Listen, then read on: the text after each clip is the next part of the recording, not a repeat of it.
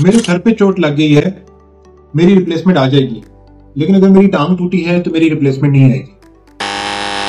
मेरा बाजू टूटा है तो मेरी रिप्लेसमेंट नहीं आएगी।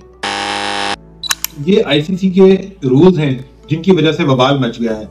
हम बात करेंगे इंग्लैंड और इंडिया के दरमियान में जो T20 के दरमियान में ये कंट्रोवर्सी पैदा हुई है उसके हवाले से। तो जनाब, सीरीज खत्म हो चुकी है T20 की, इंडिया वर्सेस इंग्लैंड, और इंडिया ये सीरीज जीत गया है। इंडिया को बहुत बहुत मुबारक हो, इंडिया ये डिजर्व करता था।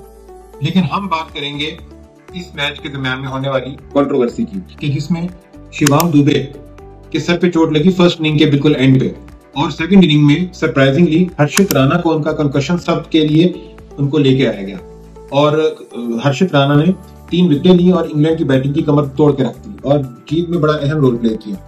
हम यहाँ पे आपको मैच के स्कोर कार्ड्स बताने नहीं आएंगे, हम यहाँ पे आपको ये नहीं बताएंगे कौन सा प्लेयर अच्छा खेला बुरा खेला, क्योंकि अंपायर का काम है आपको सही रास्ते पे गाइड करना और आपको ये बताना कि किस तरह से आईसीसी के रूल्स में क्या क्या फ्लॉज हैं और ये जो कंट्रोवर्सी हुई है इसका क्या हल है।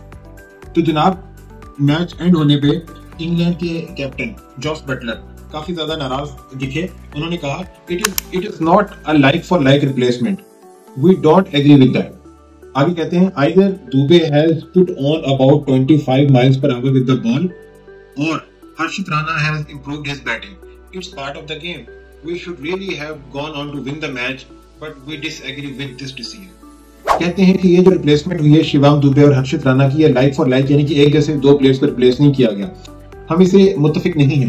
आगे कहते हैं कि या तो दुबे ने अब बहुत तेज बॉलिंग सीख ली है, यानी कि 25 माइल्स पर आवर ज्यादा तेजी के साथ बॉलिंग करा रहे हैं, बिकॉज ये इसलिए यानी हर्षित राणा एक फुल टाइम बॉलर है और जो कि शिवम दुबे बिल्कुल एक हल्का सा एक मीडियम पेसर है। या फिर कह रहे हैं कि या तो हर्षित राणा ने बहुत अच्छी बैटिंग सीख ली है, क्योंकि हर्षित राणा एक प्रॉपर बॉलर है और वो बैट्समैन नहीं है। आगे कहते हैं कि ये खेल का हिस्सा है, हमें फिर भी मैच जीतना चाहिए था, तो वो अपनी बात कह रहे हैं कि हमें मैच फिर भी जीत जाना चाहिए था, लेकिन हम इस पर्टिकुलर फैसले से खुश नहीं है। इसी तरह का रिस्पांस केविन पीटरसन ने दिया है। कहते हैं कंकशन सब is quite the topic everywhere at the moment and my point of view is that it was not a like for like replacement, match referee must hold his hand up and से he got it wrong. कहते हैं कि concussion सब का जो ये हर तरफ चर्चा है, इसका बहुत ज्यादा शोर है, और ये जो रिप्लेसमेंट हुई है ये लाइक फॉर लाइक रिप्लेसमेंट नहीं थी, यानी कि एक जैसे 2 प्लेयर्स को रिप्लेस नहीं किया गया। कहते हैं कि मैच रेफरी को इसकी जिम्मेदारी उठानी चाहिए, कबूल करनी चाहिए, इस बात को एडमिट करना चाहिए कि उनसे गलती हुई है।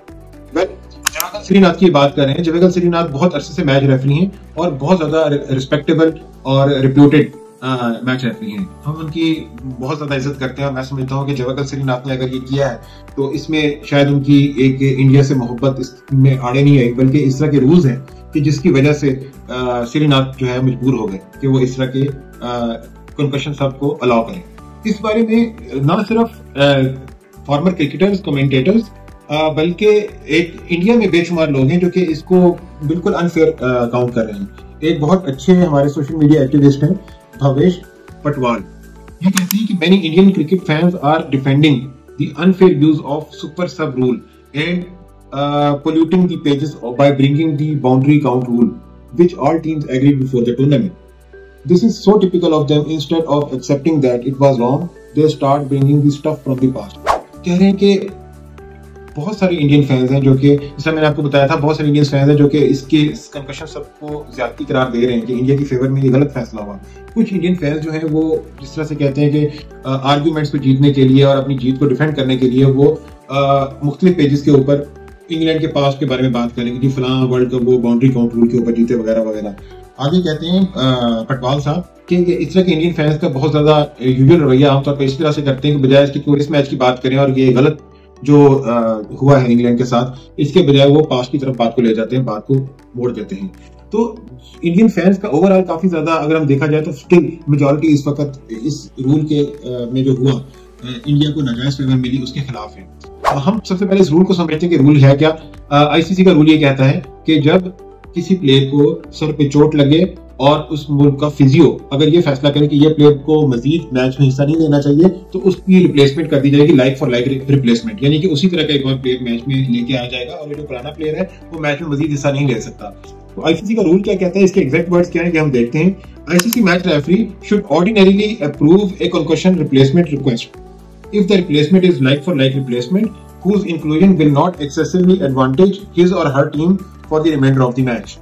तो जनाब कहते हैं कि आईसीसी का रूल ये कहते हैं कि एक अगर किसी को प्लेयर को सर पे चोट लगी है तो वो उसकी जगह दूसरे प्लेयर की रिप्लेसमेंट को एक्सेप्ट कर लेगा, लेकिन वो लाइक फॉर लाइक यानी कि एक जैसे रिप्लेसमेंट होनी चाहिए और जिस दूसरे प्लेयर की आमद की वजह से उस टीम को कोई नाजायज फायदा नहीं मिलना चाहिए।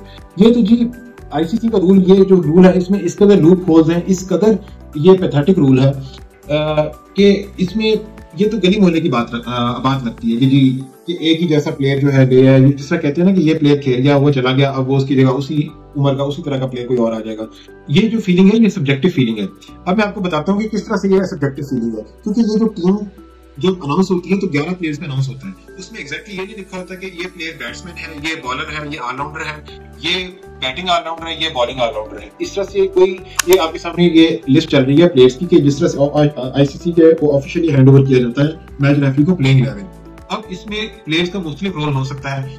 बहुत सारे प्लेयर हैं जो कि टॉप ऑर्डर के बैट्समैन है, लेकिन वो साथ में स्पिन बॉलिंग भी कर लेते हैं। अब कुछ लोग उनको ऑलराउंडर्स मानते हैं, कुछ लोग उनको बैट्समैन मानते हैं, जैसे कि वीरेंद्र सहवाग, सचिन तेंदुलकर, सुरेश रैना, युवराज सिंह, ये सब इनको आप बैटिंग ऑलराउंडर भी मान सकते हैं, लेकिन ये इनको आप प्रॉपर बॉलर भी मान सकते हैं। इसी तरह से अश्विन, जडेजा, मैं सिर्फ इंडिया की एग्जांपल दे रहा हूँ ताकि इंडियंस को, ये फैंस को ये बात समझने में आसानी हो। इसी तरह से हर मुल्क में इस तरह की एग्जांपल्स मौजूद होती हैं। जिस तरह से शादाब खान पाकिस्तान में आप उसको बॉलर के तौर पर ले सकते हैं, लेकिन बॉलिंग ऑलराउंडर के तौर पे भी लिया जा सकता है। मोहम्मद हफीज, शोएब मलिक वगैरह जो थे पास्ट में, इनको आप बैट्समैन भी समझ सकते हैं, लेकिन आप बैटिंग ऑलराउंडर भी इनको लेबल कर सकते हैं। हर्षित राणा जिनको ऑलराउंडर बना के पेश किया गया शिवम दुबे की जगह, इनका रिकॉर्ड देखते हैं T20 आईज जो टोटल तमाम T20s हैं, इसका रिकॉर्ड देखिए। 26 मैच खेले हैं इन्होंने, सिर्फ 3 इनिंगों में बैटिंग आई, यानी कि 23 इनिंगों में इनकी बैटिंग ही नहीं आई, और जो 3 इनिंगों में इनकी बैटिंग आई है उनमें इन्होंने टोटल मिला के 2 रन बनाए हैं। तो ये कहीं से आप इनको ऑलराउंडर नहीं कह सकते। लिस्ट ए की अंदर इनकी यानी कि जो डोमेस्टिक 50 ओवर के मैचेस होते हैं उनमें इनकी एवरेज बैटिंग एवरेज भी 9.7 है। इनको सिर्फ इस बात पे अक्सर लोग पॉइंट कर रहे हैं कि जी इसकी एक डोमेस्टिक के अंदर एक 100 है, सेंचुरी है 5 डे गेम के अंदर। तो जनाब उस तरह तो यासिर शाह की भी एक सेंचुरी है टेस्ट मैच क्रिकेट के अंदर, वो भी ऑस्ट्रेलिया जाके, तो क्या उसको भी आप ऑलराउंडर मान लेंगे? अब शिवम दुबे की बॉलिंग का जरा जायजा लेते हैं, जिनको ऑलराउंडर बना के पेश किया गया। T20 आईज में उन्होंने 34 मैचों में सिर्फ 23 इनिंगों में बॉलिंग की है, उसमें सिर्फ 11 विकेटें ली हैं। बॉलिंग एवरेज इनकी 39 है, जो कि T20 के हिसाब से बहुत बहुत ज्यादा है। इकोनॉमी रेट इनका 10 के करीब है, यानी कि 9.5। तो कहीं से ये मुझे लगता है कि अच्छे खासे बैटिंग ऑलराउंडर को फुल बॉलर के साथ रिप्लेस कर दिया गया, जिसका बहुत ज्यादा अनड्यू एडवांटेज मिला है इंडिया को, और ये चीज अनफेयर थी। अब मैं बात करना चाहता हूं कि ये इस जो रूल है इसमें लूप होल क्या है। लूप होल ये है, जिस तरह से पहले मैंने बताया कि एक प्लेयर का एक बिल्कुल एग्जैक्टली वेल डिफाइंड रोल नहीं होता। जैसे कि साइम अयूब को आप बैट्समैन भी मान सकते हैं, और क्योंकि अच्छी खासी बॉलिंग भी वो करता है, आप इसको बैटिंग ऑलराउंडर भी मान सकते हैं। सेम इज फॉर पाकिस्तान का, जिस तरह सलमान अली आ गया, आप उसको बैट्समैन भी काउंट कर सकते हैं, आप इसको ऑलराउंडर भी काउंट कर सकते हैं। अब आप इस तरह हो सकता है कि आप, और इसी तरह से अगर आप बॉलिंग ऑलराउंडर की एग्जांपल लें तो मिचेल स्टार्क जैसा प्लेयर जो है, आप उसको बॉलर भी कह सकते हैं और बॉलिंग ऑलराउंडर भी कह सकते हैं। शाहीन अफरीदी को, उसको ऑलराउंडर बनने का खैर शौक है, वो है नहीं, हम नहीं मानते, लेकिन अगर हर्षित राणा ऑलराउंडर है तो शाहीन अफरीदी उससे बेहतर ऑलराउंडर ही है। तो अगर आप कहें कि किसी मैच में साइम अयूब को आप बैटिंग ऑलराउंडर बना के पेश करें और उसको रिप्लेस कर दें शाहीन अफरीदी के साथ, तो क्या ये इंसाफ होगा? हरगिज नहीं। इसका मतलब कि इस रूल के अंदर फ्लॉज है, इस रूल के अंदर बहुत ज्यादा लूप होल्स हैं जिनको भी ठीक करना चाहिए। अब आपको सुनाएगा अंपायर अपना फैसला। तो अंपायर का फैसला ये है कि इस रूल को, कंकशन सब रूल को मुकम्मल तौर पे खत्म हो जाना चाहिए। Why? Because एक तो इसमें बहुत ज्यादा लूप होल्स हैं, और ये कहाँ का इंसाफ है कि एक प्लेयर जिसके सर पे चोट लग गई है उसको रिप्लेस कर दिया जाए, जिसकी टांग में चोट लगी है, जिसके बाजू में चोट लगी है, जिसकी उंगली टूट गई है, उसको रिप्लेस ना किया जाए। ये रूल इसलिए बना था कि जब Phil Hughes, Australian former cricketer, may his soul rest in peace, उसको सर पे चोट लगी और उसके बाद उसकी रिप्लेस उसको ऑन पिच ही उसकी डेथ हो गई, और उसके बाद एक सॉफ्ट कॉर्नर डेवलप हो गया उन प्लेयर्स के लिए जिनके सर पे चोट लगती है, कंकशन जिनको होती है, और उसके लिए एक रिप्लेसमेंट अलाउ की गई। तो पहली जो रिप्लेसमेंट थी कंकशन सब, वो स्टीवन स्मिथ और लबूशेन के दरमियान में थी। उसके बाद इस रूल का बाद गलत जगह पे भी इस्तेमाल किया गया, लेकिन इसकी वजह यह है कि वहां पे बहुत ज्यादा बेसिकली लूप होल्स हैं इस रूल के अंदर। मैं समझता हूँ कि इस रूल को टोटली खत्म हो जाना चाहिए, और कंकशन सब, क्योंकि ये रूल अगर इसी तरह से रहा तो ये आगे आने वाले बड़े मैचेस में बहुत ज्यादा कंट्रोवर्सीज क्रिएट कर सकता है, क्योंकि इसका फैसला सबसे पहले तो आपके मुल्क के अपने फिजियो करते हैं, आपकी अपनी टीम का फिजियो, तो जो कि एक गलत मैसेज भी दे सकता है कि ये प्लेयर मजीद मैच में हिस्सा नहीं ले सकता, और उसकी रिप्लेसमेंट में वो इस तरह का प्लेयर बड़े आराम से आ सकता है कि जो कि अनड्यू एडवांटेज दे। तो umpires decision is that this rule should be abolished, इसको खत्म कर देना चाहिए। आप इस बारे में क्या कहते हैं, अपनी कमेंट्स जरूर दें, और अगर आप अंपायर के और फैसले सुनना चाहते हैं तो चैनल को सब्सक्राइब करें।